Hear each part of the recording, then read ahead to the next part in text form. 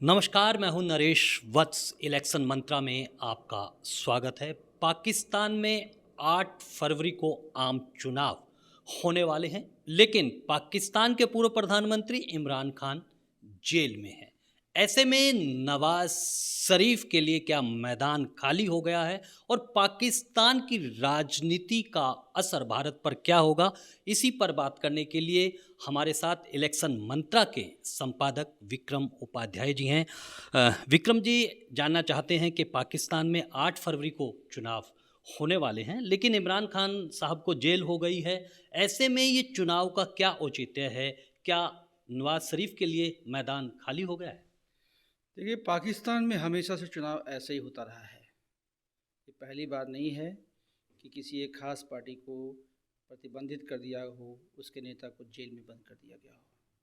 इसके पहले वाले चुनाव में 2018 में चुनाव हुए थे, तो यही स्थिति थी। तब निशाने पे नवाज शरीफ थे।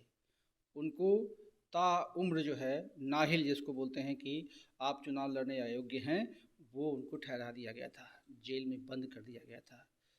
तब भी सेना की एक योजना थी कि इमरान खान को पाकिस्तान का प्रधानमंत्री बनाया जाए। हमारे साथ वो देश आज़ाद हुआ है, लेकिन वहाँ लोकतंत्र अभी भी बिल्कुल ही शैशवावस्था में है। लोकतंत्र वहाँ परिपक्व नहीं हुआ है। इसलिए हर चुनाव ऐसा ही होता है और पाकिस्तानी जनता भी मानती है कि चुनाव तो ऐसे ही होगा। एक हमारे यहाँ कहावत है, जिसकी लाठी उसकी भैंस। तो वहाँ पाकिस्तान में चुनाव में अब भी यही होने वाला है, जिसकी लाठी उसकी भैंस। एक सवाल जो आपने कहा कि इमरान खान को भी सेना ने बनाया था, तो पूरे जो सेना ही जब सरकार बनाएगी, तो ऐसे में जो प्रधानमंत्री चुनकर आएगा, तो उसकी क्या शक्ति रहेगी? क्या वो निर्णय ले पाएगी? और क्योंकि भारत के संबंध भी किस तरह के होंगे, ये भी जानना चाहते हैं। आपको थोड़ा इतिहास में जाना पड़ेगा। जब पाकिस्तान के पहले प्रधानमंत्री लियाकत अली की जब हत्या हुई थी, तब से वहाँ सेना पाकिस्तान की के ऊपर काबिज होकर बैठी हुई है। हर चुनाव पाकिस्तान की सेना अपने हिसाब से लोगों को खड़ा करती है, जितवाती है, सरकार बनवाती है। ये लगातार हो रहा है, बल्कि 2 या 3 बार जो है वहाँ पे सैनिक शासन भी लागू हुआ है। इस बार जो चुनाव होने वाला है, ये नए जो सेनाध्यक्ष हैं, जनरल आसिफ मुनीर, वो नवाज़ शरीफ के एक तरह से कर्जदार है। बल्कि ये कहें कि नवाज़ शरीफ ने ही उनको बनाया है सेना प्रमुख, तो कोई गलत बात नहीं होगी। वो उसका एक किरदार, उनका अपना एक निभाने का तरीका है। वो इमरान खान को जेल में डाल रहे हैं और इसके लिए इमरान खान भी बहुत हद तक दोषी हैं, क्योंकि 9 मई को उन्होंने अपनी गिरफ्तारी के विरोध में पूरे पाकिस्तान में हाय तबाह मचा दी थी। सभी सैन्य ठिकानों पे या प्रतिष्ठानों पे उन्होंने लूट मार मचाई, आगजनी करवाई। अब सेना के निशाने पे हैं। सेना जो चाहेगी वही होगा। सेना इस समय नवाज़ शरीफ के साथ है और नवाज़ शरीफ का जो एक संबंध भारत के साथ ठीक ही रहा है। आपको ध्यान होगा, जब प्रधानमंत्री मोदी ने पहली बार प्रधानमंत्री पद की शपथ ली थी, तो जिनको बुलाया था उसमें नवाज़ शरीफ भी शामिल थे।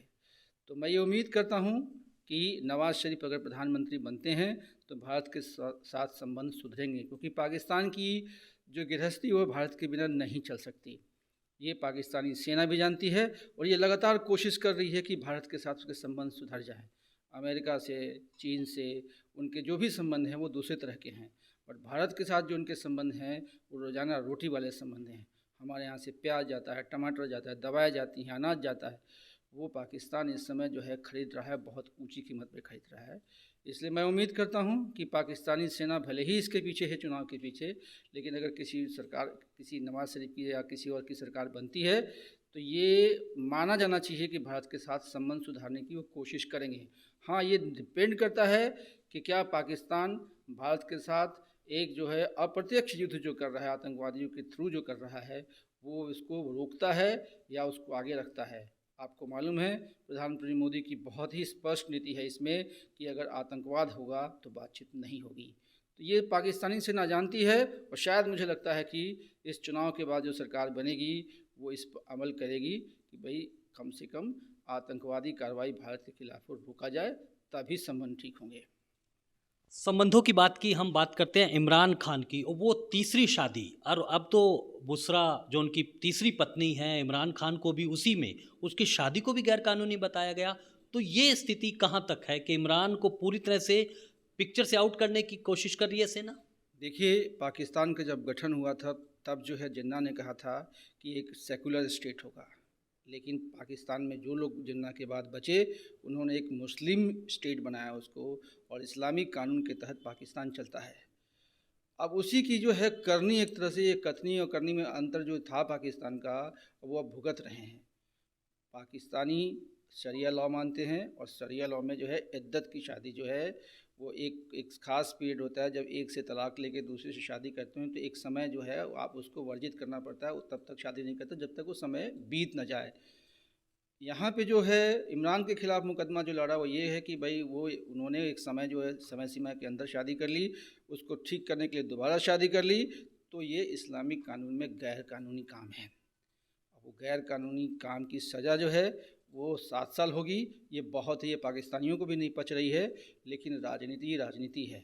उन्होंने बुशरा बीबी को इस राजनीति में घसीट लिया है, उनको भी 7 साल की सज़ा हुई है, वो भी अपने घर में उनके घर में ही जेल बना दिया गया, उस जेल में रह रही है।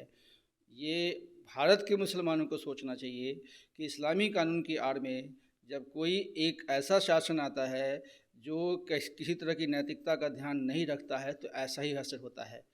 हमारे यहाँ जो बातचीत आजकल चल रही है कॉमन सिविल कोड की, ये होना चाहिए भारत में भी, क्योंकि इस्लामिक कानून प्रत्यक्ष रूप से उनको भी निशाना बनाता है जो इस कानून को लेकर आते हैं या चलने की बात करते हैं। कभी कभी वो भी शिकार होते हैं, क्योंकि वो उसको इंटरप्रेट किया जाता है, वो लिखित कानून नहीं है, वो एक उनके जो कुरान में या अलग अलग हदीस में जो लिखा हुआ है उसके हिसाब से है। वो तब लिखा गया था जब दुनिया अलग थी।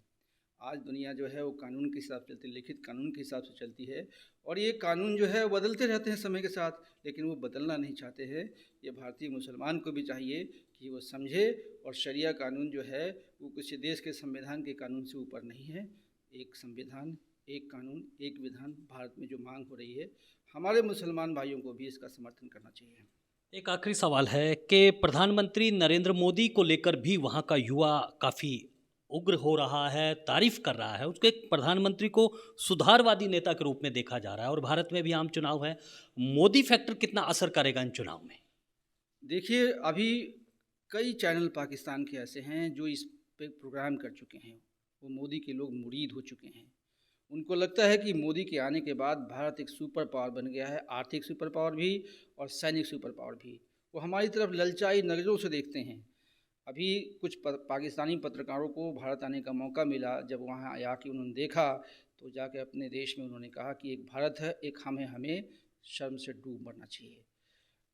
जो हमारे प्रधानमंत्री नरेंद्र मोदी ने भारत के लिए किया है पिछले 10 सालों में, वो उनके लिए एक मिसाल बन के रह गया है। वो कहते हैं कि भाई कोई प्रधानमंत्री हो तो मोदी जैसा हो, और वो उनके देश के लोग कहते हैं कि अगर किसी को बनाना है तो मोदी जैसा कोई देश में है नेता, उसको बनाओ। और मैं आपको एक बात और कहता हूँ, आपको ध्यान होगा जब नवाज़ शरीफ की लड़की की शादी में गए थे मोदी पाकिस्तान, तब उन्होंने कहा था कि आप इतने पॉपुलर हैं कि आप लाहौर से भी चुनाव जीत सकते हैं। तो ये जो है पॉपुलैरिटी है वो हमारे लिए गर्व का विषय है, लेकिन इसके लिए बहुत काम करने की आवश्यकता है। छोटी छोटी बातों में देश को जो है किसी आतंकी कार्रवाई में डुबो देना, उसमें लोगों को शामिल करवा देना, मार काट करना। आज देखिए उनके बलूचिस्तान में रोज़ ही खून बह रहे हैं। तो ये कहीं ना कहीं हर देश को इसकी कीमत चुकानी पड़ती है। शायद पाकिस्तान इससे सीखेगा और मोदी के कामों से आएगा, क्योंकि मोदी ने पहले भी कहा था कि अगर कोई प्रतिनिधित्व करनी है तो आइए हम लोग गरीबी मिटाने में करें, अपने लोगों को के जीवन को ठीक करने में करें। अब पाकिस्तान को समझना चाहिए कि मोदी ने तब क्यों कहा था, उनके सामने जो स्थितियां हैं वो अब इसको रियलाइज़ करने के लिए काफ़ी हैं। जी, बिल्कुल सही कहा कि पाकिस्तान सीखेगा, लेकिन अब असल सवाल ये है कि सेना भले ही पाकिस्तान की राजनीति को चलाती हो, लेकिन भारत के लिए अच्छा होगा, क्योंकि अब लोगों का जो दबाव है, मोदी की जो लोकप्रियता है, कहीं ना कहीं वहाँ का जो शासक है वो भारत के साथ एक अच्छे संबंध की तरफ शुरुआत करेगा, ऐसी उम्मीद की जा रही है। तो आज के लिए बस इतना ही, लेकिन आप बने रहें इलेक्शन मंत्रा के साथ। अगर आपने ये चैनल सब्सक्राइब नहीं किया है तो इसको सब्सक्राइब कीजिए, और आपको ये कार्यक्रम कैसा लगा इस पर अपनी राय देना ना भूलें।